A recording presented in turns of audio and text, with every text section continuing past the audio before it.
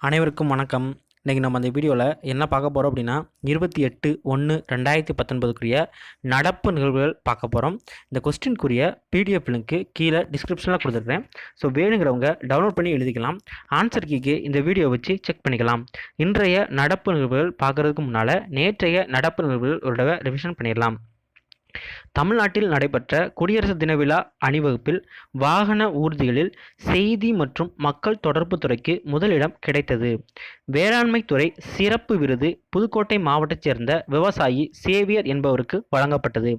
திருந்திய நெல் சாகுபடி முறையில் அதிக மகசூலை தந்தமைக்காக இந்த வேளாண்மை துறை சிறப்பு விருது சேவியருக்கு வழங்கப்பட்டது.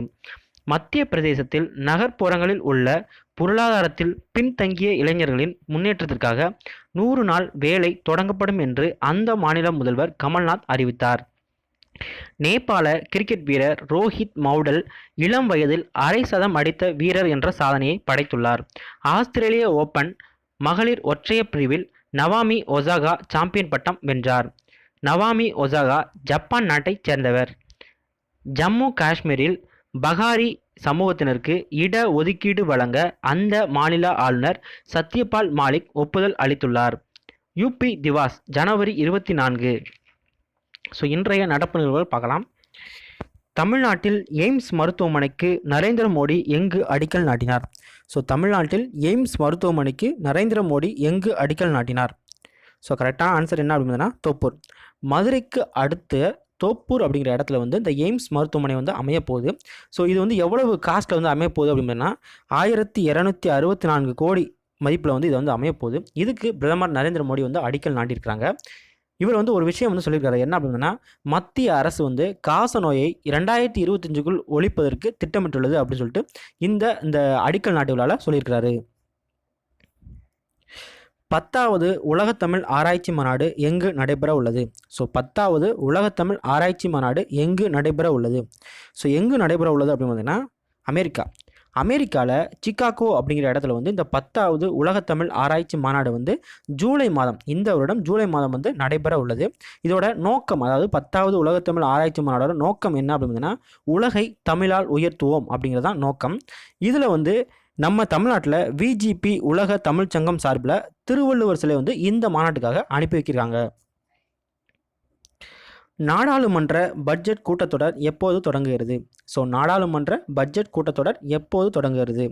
ஸோ எப்போ தொடங்குது அப்படின்னு பார்த்தீங்கன்னா ஜனவரி 31. ஸோ ஜனவரி 31 தான் இந்த நாடாளுமன்ற பட்ஜெட் கூட்டத்தொடர் தொடங்குது. ஸோ இதுக்காக மக்களவைத் தலைவர் சுமித்ரா மகாஜனும் மாநிலங்களவைத் தலைவர் வெங்கையா நாயுடும் அனைத்து கட்சி கூட்டத்திற்கு அழைப்பு விடுத்திருக்கிறாங்க. ஸோ மக்களவைத் தலைவர் யார்? சுமித்ரா மகாஜன். மாநிலங்களவைத் தலைவர் வெங்கையா நாயுடு 2 பேரும் அனைத்து கட்சி கூட்டத்திற்கு ஜனவரி 30 இந்த அனைத்து கட்சி கூட்டத்திற்கு அழைப்பு விடுத்திருக்கிறாங்க.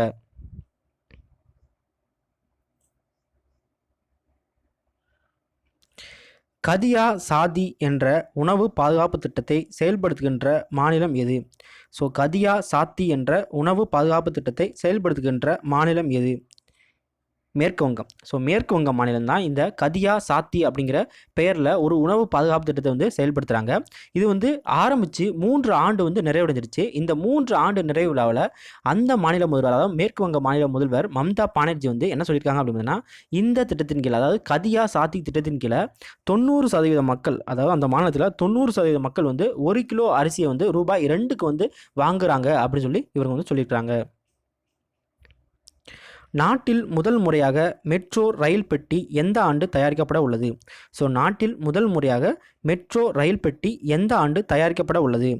ஸோ எந்த ஆண்டு அப்படின்னு பார்த்தீங்கன்னா 2021. ஸோ 2021ஆம் ஆண்டில் நாட்டிலேயே முதல் முறையாக இந்த மெட்ரோ ரயில் பெட்டி இருக்கிறதா சொல்லியிருக்கிறாங்க. இது மேக் இன் இந்தியா, அதாவது இந்தியாவில் தயாரிப்போம் அப்படிங்கிற திட்டத்தின் கீழே இந்த ரயில் பெட்டி தயாரிக்க போகிறாங்க.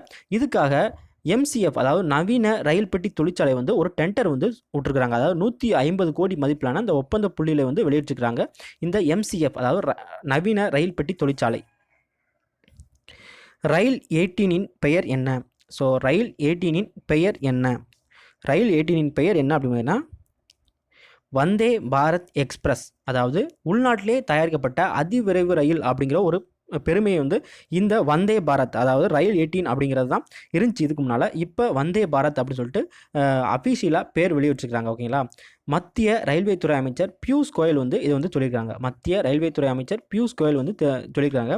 இதுக்கு முன்னால் வந்து ட்ரெயின் 18 அப்படிங்கிறது தான் இருந்துச்சு. இப்போ இந்த வந்தே பாரத் அப்படின்னு சொல்லிட்டு பேரிட்டதாக சொல்லியிருக்காங்க. இந்த ட்ரெயின் வந்து தில்லியிலேருந்து வாரணாசி வரைக்கும் இயக்கப்பட இருக்குது. ஃபஸ்ட்டாக தில்லியிலேருந்து வாரணாசி வரைக்கும் இயக்கப்பட இருக்குது. இதை வந்து எந்த ரயில் பெட்டி தொழிற்சாலை வந்து தயாரித்தாங்க அப்படின்னா சென்னை பெரம்பூரில் உள்ள ரயில் பெட்டி தொழிற்சாலை, அதாவது ஐசிஎஃப் வந்து தயாரித்தாங்க.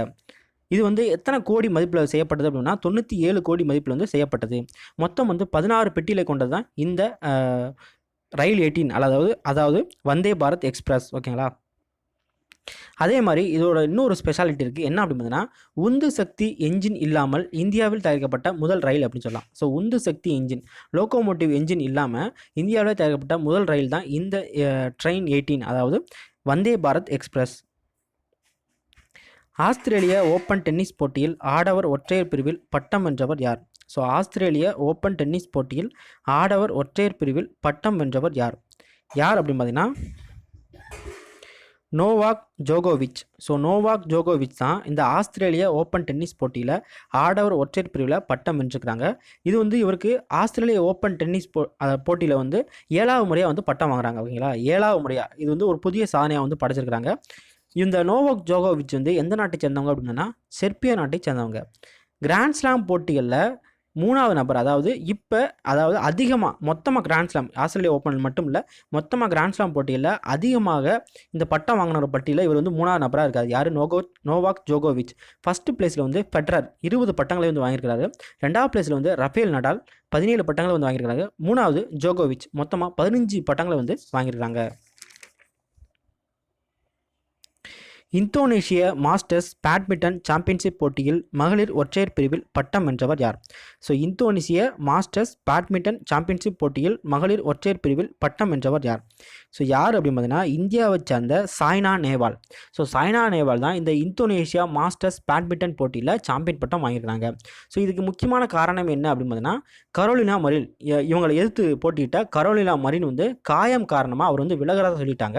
ஸோ போட்டி நடுவில் வந்து இந்த மாதிரி காயம் காரணமாக விலகிறனால சாய்னா நேவால் தான் வின் பண்ணதாக அறிவிச்சிட்டாங்க.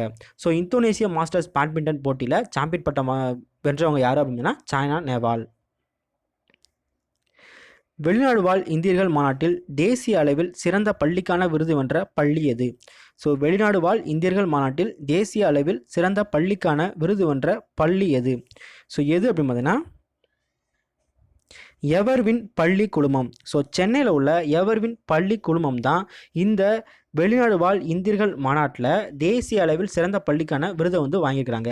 இந்த வெளிநாடு வாழ் இந்தியர்கள் மாநாடு வந்து அதாவது 15வது வெளிநாடு வாழ் இந்தியர்கள் மாநாடு வந்து வாரணாசியில் நடந்துச்சு. ஸோ அதில் இந்த தேசிய அளவில் சிறந்த பள்ளிக்கான விருதை வந்து இந்த சென்னை எவர்வின் பள்ளி குழுமம் வந்து வாங்கியிருக்கிறாங்க. அடல் சேது பாலம் எங்கு அமைந்துள்ளது? ஸோ அடல் சேது பாலம் எங்கு அமைந்துள்ளது? ஸோ எங்கே அப்படின்னு பார்த்தீங்கன்னா கோவா. ஸோ கோவாவில் தான் இந்த அடல் சேது பாலம் வந்து அமைஞ்சிருக்குது. இதை வந்து நிதின் கட்காரியும் மனோகர் பாரிக்கரும் திறந்து வச்சிருக்கிறாங்க. ஸோ நிதின் கட்காரியும் மனோகர் பாரிக்கரும் திறந்து வச்சிருக்கிறாங்க. இது வந்து மாண்டோவின் ஆற்றின் மேலே அமைந்துள்ள ஒரு பாலம் அப்படின்னு சொல்லலாம். யுவ ஸ்வபிமான் யோஜனா என்ற திட்டத்தை அறிமுகம் செய்துள்ள மாநிலம் எது? ஸோ யுவ ஸ்வபிமான் யோஜனா என்ற திட்டத்தை அறிமுகம் செய்துள்ள மாநிலம் எது? ஸோ எது அப்படின்னு பார்த்தீங்கன்னா மத்திய பிரதேசம். ஸோ மத்திய பிரதேசம் தான் இந்த யுவ ஸ்வபிமான் யோஜனா அப்படிங்கிற திட்டத்தை வந்து அறிமுகப்படுத்திக்கிறாங்க. இது என்ன அப்படின்னு பார்த்தீங்கன்னா இதுக்கு முன்னால் நம்ம பார்த்தது தான், அதாவது 100 நாள் வேலைவாய்ப்பு திட்டம், அதாவது வீக்கர் செக்ஷன் இளைஞர்களுக்கு 100 நாள் வேலைவாய்ப்பு திட்டம் தான் இந்த யுவ ஸ்வபிமான் யோஜனா அப்படிங்கிற திட்டத்தின் கீழே வந்து இந்த திட்டத்தை வந்து கொண்டு வந்துருக்கிறாங்க. Oxford dictionary Hindi word of the year 2018 என்ற எந்த சொல்லை அறிவித்துள்ளது? So Oxford dictionary Hindi word of the year 2018 என்று எந்த சொல்லை அறிவித்துள்ளது? ஸோ எந்த சொல்லை அறிவித்துள்ளது அப்படின்னு பார்த்தீங்கன்னா நாரி சக்தி. நாரி சக்தி அப்படிங்கிற ஒரு சொல்லை வந்து Hindi word of the year 2018 அப்படின்னு சொல்லிட்டு ஆக்ஸ்ஃபோர்ட் டிக்ஷனரி வந்து அறிவிச்சிருக்கிறாங்க. DSC prize for South Asian literature 2018 விருது எந்த நாவலுக்காக கிடைத்துள்ளது? So DSC prize for South Asian literature 2018 விருது எந்த நாவலுக்காக கிடைத்துள்ளது? ஸோ கரெக்டான ஆன்சர் என்ன அப்படின்னா no present please. So no present please அப்படிங்கிற ஒரு இங்கிலீஷ் நாவலுக்கு தான் இந்த DSC prize for South Asian literature 2018 விருது வந்து கிடச்சிருக்குது. இதை வந்து எழுதுனவங்க யார் அப்படின்னா ஜெயந்த் கைகின் அப்படிங்கிற வந்து எழுதியிருக்கிறாங்க. அதாவது கன்னடாவில் வந்து எழுதியிருக்கிறாங்க. அதை டிரான்ஸ்லேட்டர் யார் அப்படின்னா இங்கிலீஷில் டிரான்ஸ்லேட் பண்ணது என்ன அப்படின்னா தேஜாஸ்வினி நிரஞ்சனா அப்படிங்கிறவங்க வந்து இங்கிலீஷில் டிரான்ஸ்லேட் பண்ணியிருக்காங்க. ஸோ தேஜாஸ்வினி நிரஞ்சனா அப்படிங்கிற இங்கிலீஷில் டிரான்ஸ்லேட் பண்ணியிருக்காங்க.